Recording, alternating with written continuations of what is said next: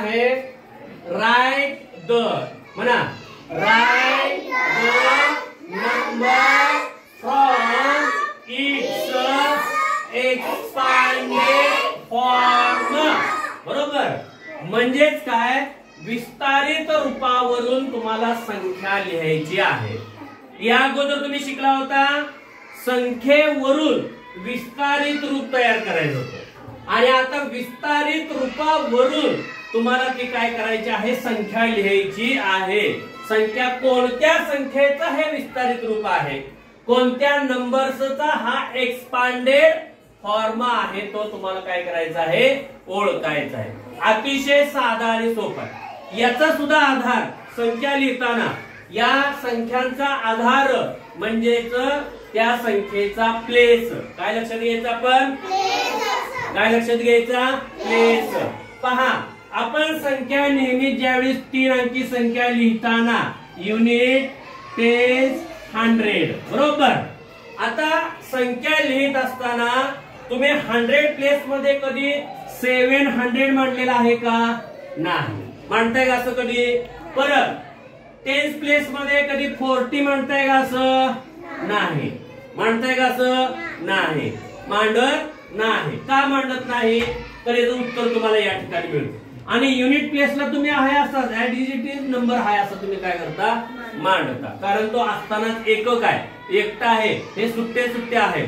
आता जर समजा कुणी असं मांडण्याचा प्रयत्न केला की टेन्स प्लेस मध्ये 40, याचा अर्थ काय होतो, टेन्स प्लेस 40 याचा अर्थ होतो तुमच्याकडे 10 रुपयाच्या 40 नोट आहे. किती नोट आहे त्या, 10 रुपयाच्या 40 नोट. आणि जर कोणी असं मांडलं या ठिकाणी 100 प्लेस मध्ये जर 700 जर तुम्ही असं मांडलं तर तुमच्याकडे 100 रुपयाच्या 700 नोटा. याचा अर्थ काय होतो, 100 रुपयाच्या 700 नोटा. आपल्याला आता हे विस्तारित रूप दिलेलं आहे आणि याच्यावरून संख्या आपल्याला काय करायची आहे, तयार करायची आहे. मग आता आपण संख्या कशी तयार करतो, तर पहा, हा जो आहे 700, बरोबर आहे का नाही. जर तो हा 700 आपल्याला 100 प्लेस मध्ये जर लिहायचा झाला तर आपण काय लिहिणार, फक्त याच्यामधलं फक्त काय लिहिणार, काय लिहिणार, 7. Very good. त्यानंतर आपल्याला 40 हा जो विस्तारित रूप तुम्हाला दिलेला आहे, आपल्याला जर टेन्स प्लेस मध्ये या ठिकाणी 40च्या ऐवजी काय लिहावं लागेल, काय मांडावं लागेल, 4. बरोबर आहे की नाही. म्हणजे 700.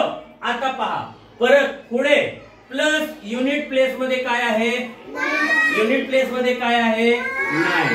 म्हणून या ठिकाणी युनिट प्लेस मध्ये 9 तुम्ही हाय असं लिहिलेलं आहे ऍज इट इज. बरोबर, याच्यात काही बदल नाही. म्हणून संख्या तुमची तयार झाली या विस्तारित रूपावरून, म्हणजे एक्सपांडेड फॉर्म वरून तुमची जी संख्या, जो नंबर्स तयार झालेला आहे 749. कोणती संख्या तयार झाली, कोणती संख्या तयार झाली, बरोबर आहे की नाही. आता याचा ज्यावेळेस तुम्ही विस्तारित रूप मांडता, आता इथं उच्चार करताना, वाचन करताना तुमच्या तोंडूनच उच्चार निघतो 700. कोणता उच्चार निघतो, कारण याचा जो प्लेस आहे तो प्लेस आहे 100 प्लेस. बरोबर. आता त्यानंतर या टेन्स आणि युनिट प्लेस मधल्या संख्या तुम्ही एकत्रित करून वाचता का नाही, का असं म्हणता 700 4 टेन्स 9 युनिट असं वाचन करता का, नाही. संख्या तुम्ही एकत्रित वाचन करत असताना 749. पण संख्येमध्ये काय काय आहे हे समजून घेण्यासाठी तुम्ही कसं वाचन करता, 700 आहे, 4 टेन्स आहे आणि 9 युनिट्स आहे. हे संख्येमध्ये समजून, म्हणजे संख्या समजून घेताना त्या प्लेस मध्ये टेन्स किती आहे, how many tens, how many hundreds and how many units. ज्यावेळेस हाऊ मेनी टेन्स म्हटलं का 4 टेन्स, हाऊ मेनी हंड्रेड्स म्हटलं 700 आणि हाऊ मेनी युनिट्स म्हटलं 9 युनिट. बरोबर. म्हणजे अशा पद्धतीचं तुम्ही संख्येमध्ये प्लेस किती आहेत आणि कोणते प्लेस किती आहेत हे ओळखण्यासाठी तुम्ही असं वाचन करता 700 4 10s and 9 units. पण एकत्रित ज्यावेळी संख्या तुम्ही वाचता त्यावेळेस तुम्ही ती संख्या वाचन कसं करता? वाचा सगळ्यांनी मिळून 749. बरोबर आहे. आता यानंतर तुम्हाला दुसरा एक विस्तारित रूप दिलेला आहे. एक्सपांडेड फॉर्म या ठिकाणी लिहिलेला आहे आणि या एक्सपांडेड फॉर्म वरून तुम्हाला एक संख्या तयार करायची आहे. अतिशय साधा आणि सोपी पद्धत. बघा कोण सांगतो मला? 600 plus 0 plus 6 is equal to 600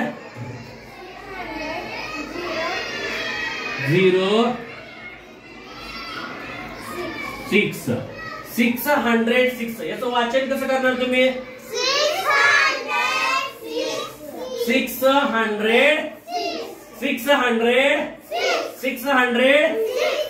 बरोबर.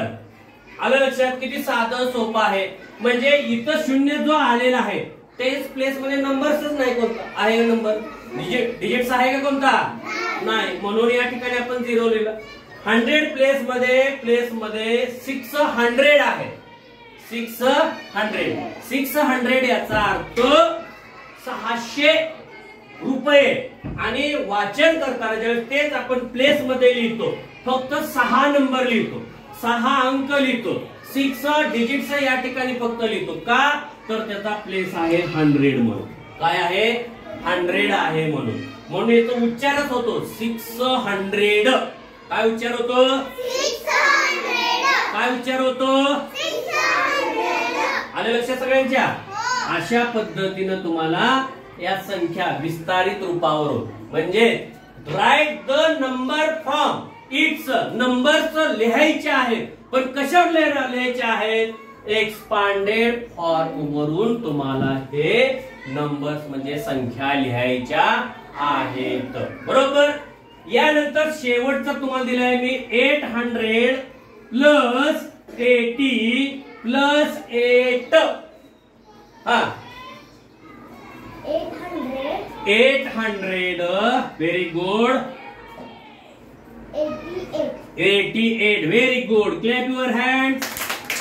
888 म्हणजे या ठिकाणी या विस्तारित रूपावरून तुम्हाला जी संख्या मिळालेली आहे 888 888.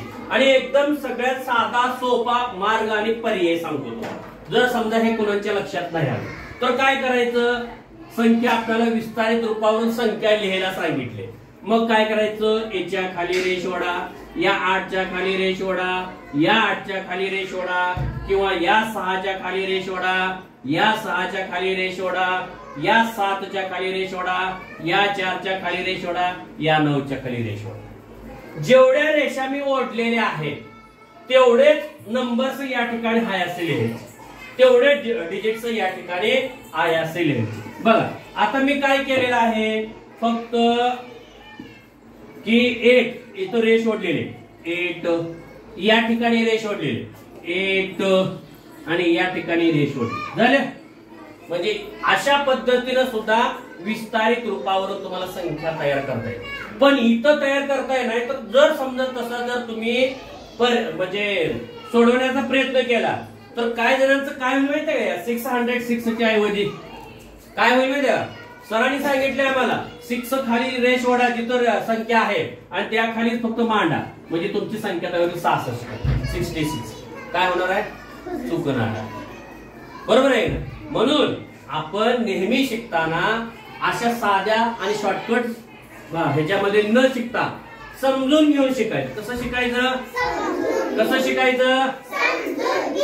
जरी समजा असं आलं तरी सुद्धा मग आपण सुरुवातीला या ठिकाणी काय करायचं?